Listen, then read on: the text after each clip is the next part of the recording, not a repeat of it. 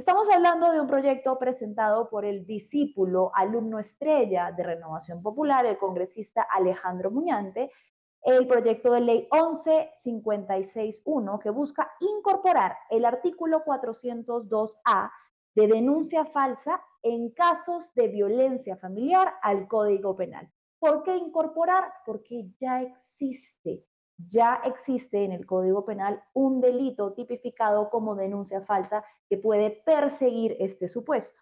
Lo que Alejandro Muñante quiere hacer es dejar en claro que este se dé en el supuesto en el que mujeres denuncien casos de violencia que no lleguen a sentencia o integrantes del núcleo familiar. Lo que busca básicamente es amedrentar, criminalizar, hostigar y perseguir a las mujeres y, por supuesto, desincentivarlas de realizar denuncias. ¿Qué es lo que plantea? De 3 a 6 años de prisión, multa e inhabilitación a quien denuncie violencia a sabiendas de su falsedad. Hay mucho que decir sobre la complejidad de lo que está planteando Alejandro Muñante, pero básicamente vamos a ir parte por parte desglosando lo que supuestamente Alejandro Muñante ha señalado como argumento para presentar esta modificación al Código Penal. Se ha basado en una lectura antojadiza de una estadística que es absolutamente falaz, que es mentira, pero que además denota la ignorancia del congresista y su verdadera intención detrás de la lectura de esta estadística. Lo que dice Alejandro Muñante, sin presentar pruebas sobre ello, es que se ha dado un alarmante incremento de denuncias falsas que tienen como víctimas principales a los hombres. ¿Qué es lo que dice? Se basa en una estadística del Poder Judicial que señala que entre el 2018 y el 2023 se evaluaron más de 800.000 casos, pero solamente se dictaron 354 sentencias en este tipo de delitos de violencia. Habla de un 0.044% de sentencia.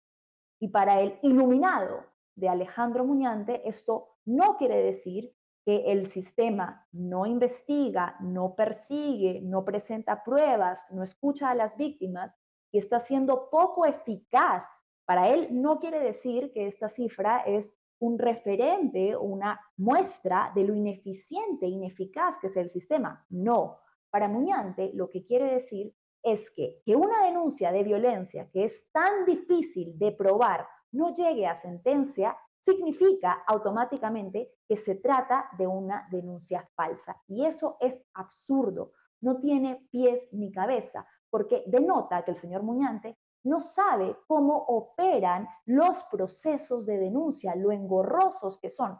¿Quiere hablar de estadísticas? Hablemos de estadísticas. Solo 3 de cada 10 mujeres denuncian, según ENDES, y muchas de estas no lo hacen por miedo, por temor, por violencia económica, por presión familiar, por lo engorroso que resulta el proceso, por lo revictimizante que resulta el proceso.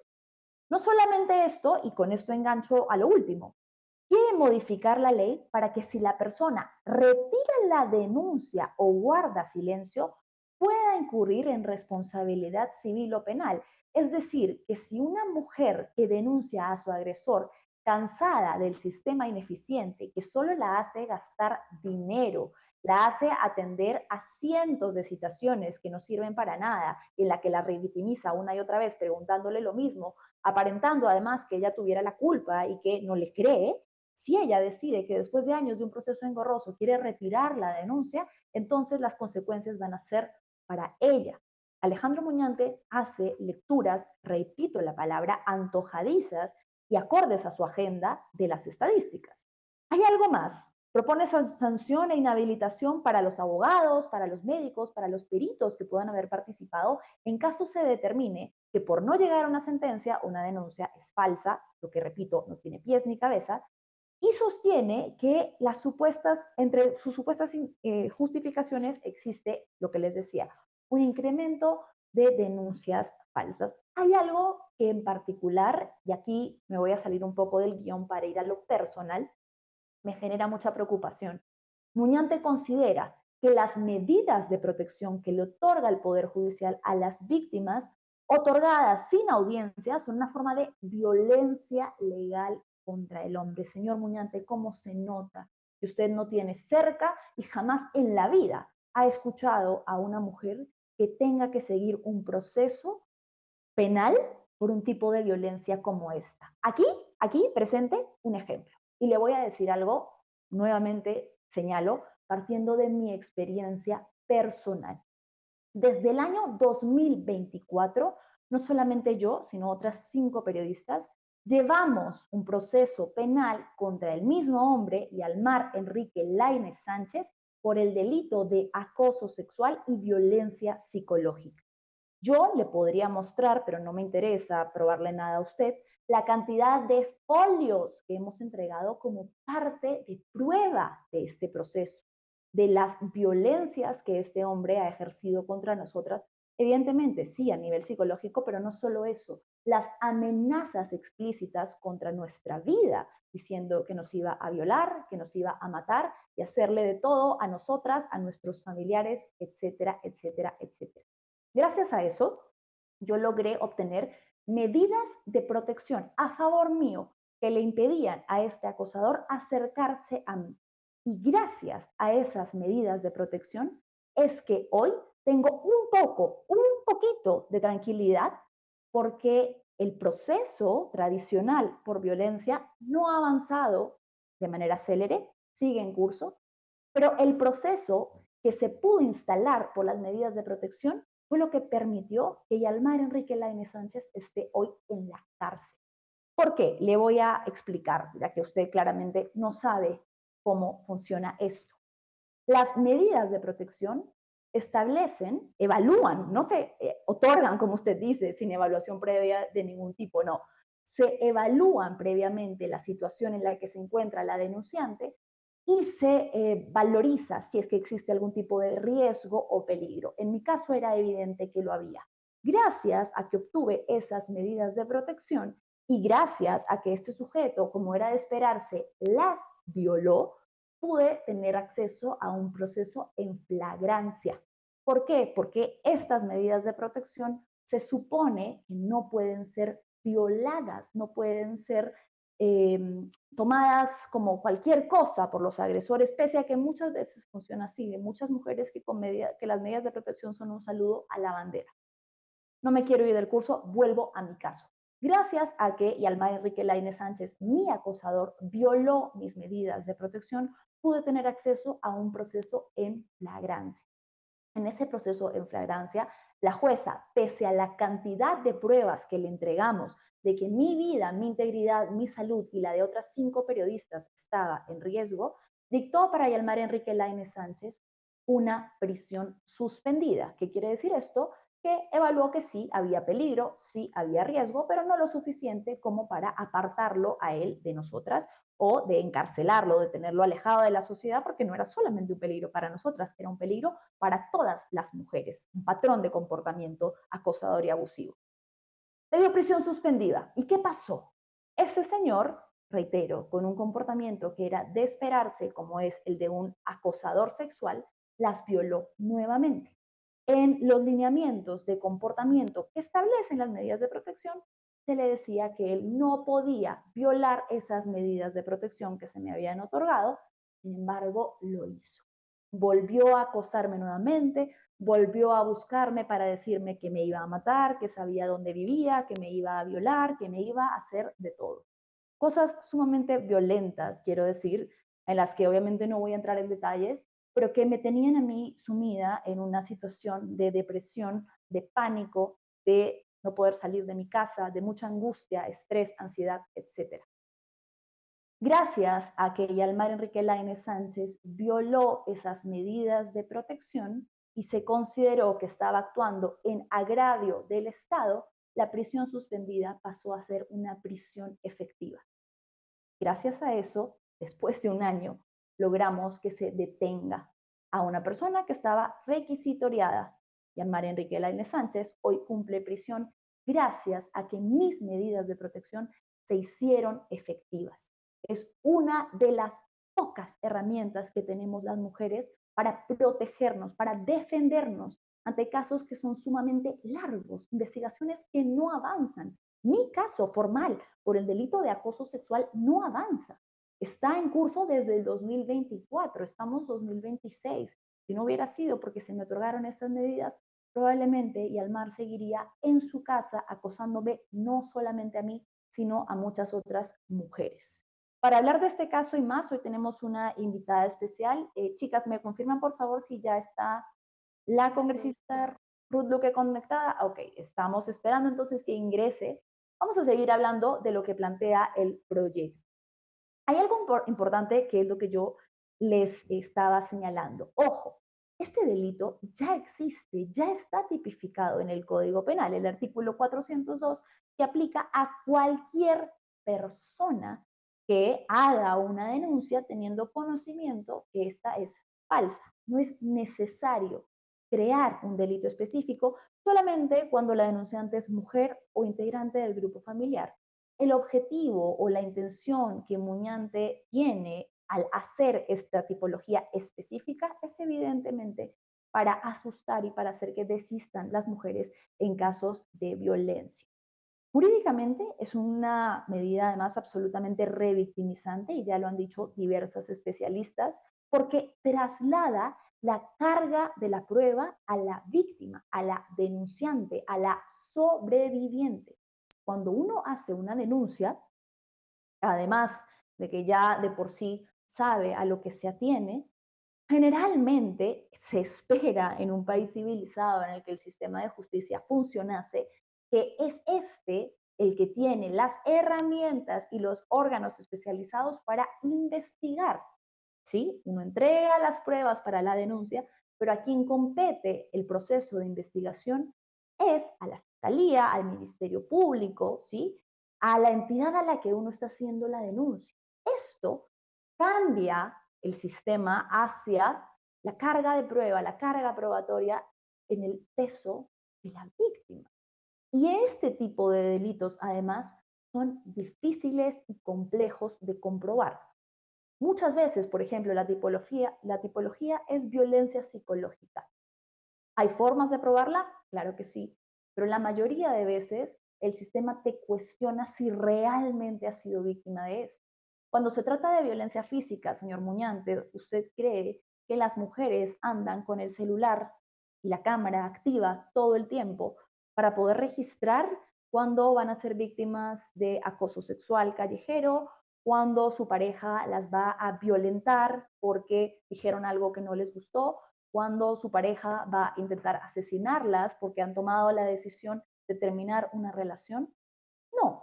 Pero además, como yo señalaba al inicio, hay cierta complejidad implícita en este tipo de denuncias. Muchas veces, por la situación actual y la realidad en la que viven la mayoría de las mujeres en el país, hay dependencia de cierto tipo con el agresor. Por ejemplo, violencia económica, dependencia económica. No puedo denunciar o decido retirar mi denuncia porque si no la hago, entonces mi pareja a la que denuncié me ha amenazado con que no me va a pasar la pensión para mis hijos. Y yo, una mujer en situación vulnerable, necesito de ese dinero para poder alimentarlos. ¿Qué hago? Retiro la denuncia. No solamente eso, presión familiar. Cuando ocurre al interior de los vínculos familiares, muchas veces entonces hay en la persona, la familia cercana al agresor o al entorno que dice no lo hagas, le estás haciendo daño, una que se siente poco sostenida, revictimizada y puede terminar también por retirar la denuncia. No solamente eso, señor Muñante, ¿usted tiene alguna idea de lo costosos que son estos procesos? Muchas veces, la mayoría, recaen sobre abogados de oficio. ¿Quiénes son los abogados de oficio? Los abogados que presenta el Ministerio Público para las víctimas. Y estos abogados están saturados de casos, por lo que el proceso es aún más lento. No tienen quizás la disposición, pero no tienen el tiempo, no tienen las herramientas, no tienen el presupuesto para priorizar estas denuncias por lo que los procesos se hacen largos y engorrosos. Y nuevamente, la base de todo esto, que es la falacia principal de lo que ha establecido el señor Muñán. Usted no está hablando, y esto es muy claro en su proyecto de ley, de personas que han sido absueltas. Usted no habla en su proyecto de ley de denuncia falsa, la consideró como tal porque la persona denunciada ha resultado absuelta. Lo que usted está diciendo es que considera denuncia falsa cuando el caso ha sido archivado. ¿Tiene usted idea de la cantidad de casos de agresores reincidentes que han sido archivados?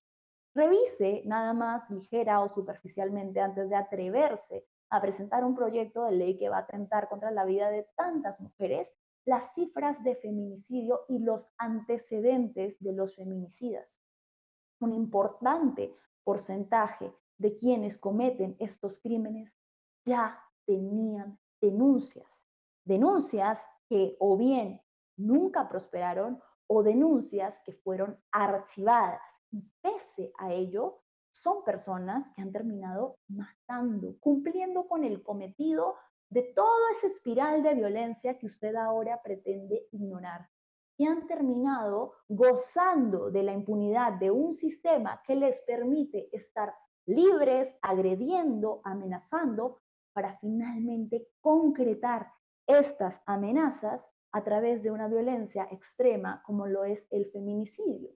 Entonces, ¿cómo pretende usted decirle a las familias de estas víctimas de feminicidio que sus agresores no lo eran realmente, o según su nuevo planteamiento, podrían haber sido víctimas? Más bien, ellos eran víctimas de una denuncia falsa porque esta resultó archivada. Esto no tiene sentido porque evita poner la gravedad de lo quebrado que está nuestro sistema de justicia sobre la mesa, y más bien hace una lectura antojadiza de las sentencias, de la poca cantidad de sentencias, para decir que se trata de denuncias falsas. Esto desconoce cómo opera la violencia y el objetivo es muy claro, es enviar un mensaje de amenaza, de terror, de amedrentamiento, de persecución a las víctimas. A ver, vamos a ver si me pueden poner por favor el documento de las justificaciones del señor Muñante para poder leer alguna partecita, querido switcher. Póngamelo en pantalla, por favor, para poder leerlo grande.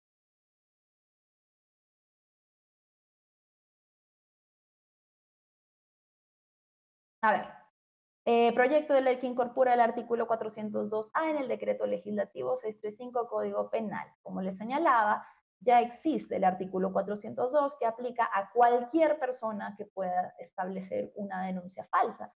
Ya es algo que se persigue, ya es algo que tiene carácter punitivo. A ver, aquí está. Entonces, objetivo de la ley, la presente ley tiene por objetivo incorporar el artículo, el que les señalo. Muévelo un poquito, por favor, no lo leo. En el Código Penal respecto a las denuncias falsas contra integrantes del grupo familiar. La finalidad de la propuesta legislativa es impartir una correcta justicia en las denuncias falsas por violencia contra integrantes del grupo familiar, preservando los derechos al honor, a la buena reputación, a la imagen del afectado. Y aquí está. El artículo 402A, el que se establece que el que formula denuncias falsas en casos de actos de violencia contra la mujer integrantes del grupo familiar, a sabiendas de la existencia del hecho denunciado, o atribuyendo falsamente su comisión a personas distintas del verdadero autor, con la, no leo más, chicas, bájenlo por favor. Ah, ok, ya, no tienen más. Bueno, entonces esto es lo que establece el delito, y hay otra gráfica donde Alejandro Muñante pone supuestamente un dibujito de la poca cantidad de sentencias. A ver, lo vamos a ver.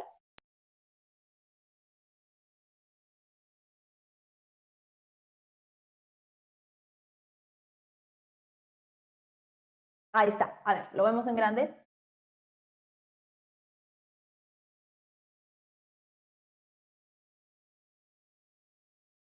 Entonces, él dice, y acá miente descaradamente, si observamos la realidad, pone más del 99% de casos de violencia contra la mujer, no sentencia. Y pone fuente. Eso no es una fuente, señor, eso es una data que usted está interpretando, pero la fuente la tiene que colocar, que es el Poder Judicial.